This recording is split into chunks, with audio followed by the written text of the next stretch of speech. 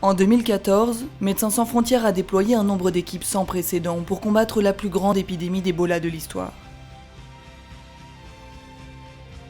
Mais l'urgence que représente cette crise ne doit pas éclipser les autres besoins médicaux auxquels nous avons répondu, du Soudan du Sud à la Palestine, de l'Ukraine à l'Irak.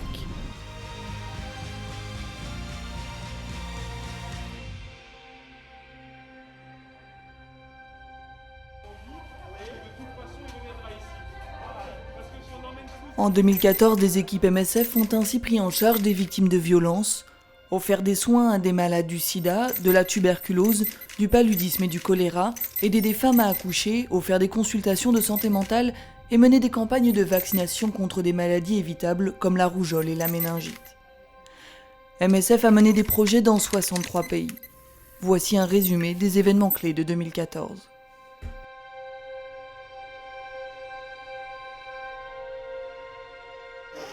I like that. A baby that cries at me is a baby that has energy.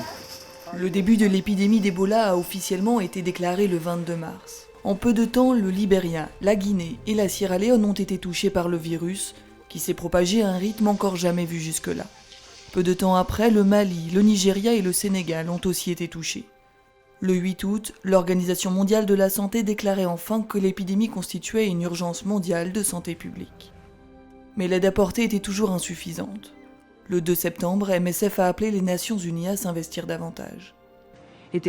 Il en va de votre responsabilité historique d'agir. Pour éteindre ce feu, nous devons nous précipiter dans l'immeuble en flammes.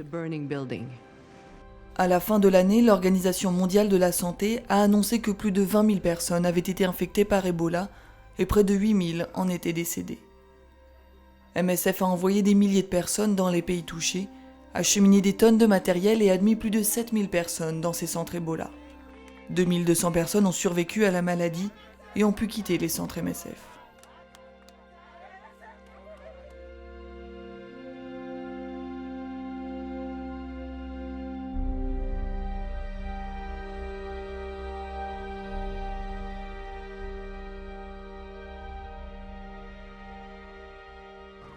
Alors que le conflit syrien est devenu plus complexe, les civils restent pris au piège de la violence. MSF aurait dû passer 2014 à mener des opérations d'envergure en Syrie. Mais sans garantie de sécurité pour le personnel, ni accès aux zones contrôlées par le gouvernement, ce n'était simplement pas possible. On a une situation qui ne fait que s'aggraver parce que les combats continuent de manière intense. Les structures de santé continuent d'être ciblées par le régime. Donc on a un système de santé qui s'est complètement écroulé. Malgré la fermeture de structures médicales dans les zones contrôlées par le groupe État islamique, conséquence de l'enlèvement de personnel MSF en janvier, nous avons continué à travailler dans 3 hôpitaux du Nord, une unité de prise en charge des brûlés à Idlib et 2 hôpitaux à Alep, tous gérés par du personnel syrien.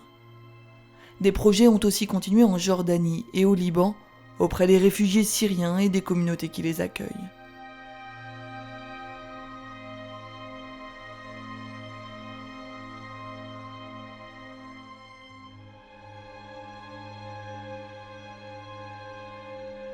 La violence extrême et les persécutions en République centrafricaine ont forcé des millions de personnes à fuir leur maison en 2014 et ont entraîné une arrivée massive de réfugiés dans les pays voisins, Tchad et Cameroun principalement.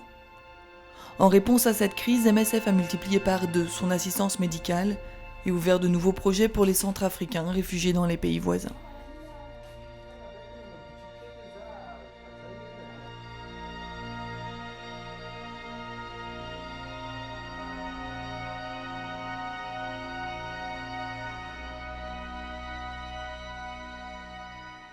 La violence continue au Soudan du Sud a aussi forcé la population à fuir les villes et les villages.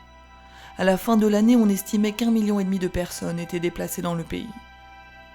Quand les soins médicaux ont été pris pour cible, des centaines de milliers de personnes ont été privées d'une assistance vitale. Des patients ont été tués dans leur lit, des hôpitaux pillés, des services brûlés et de l'équipement médical volé.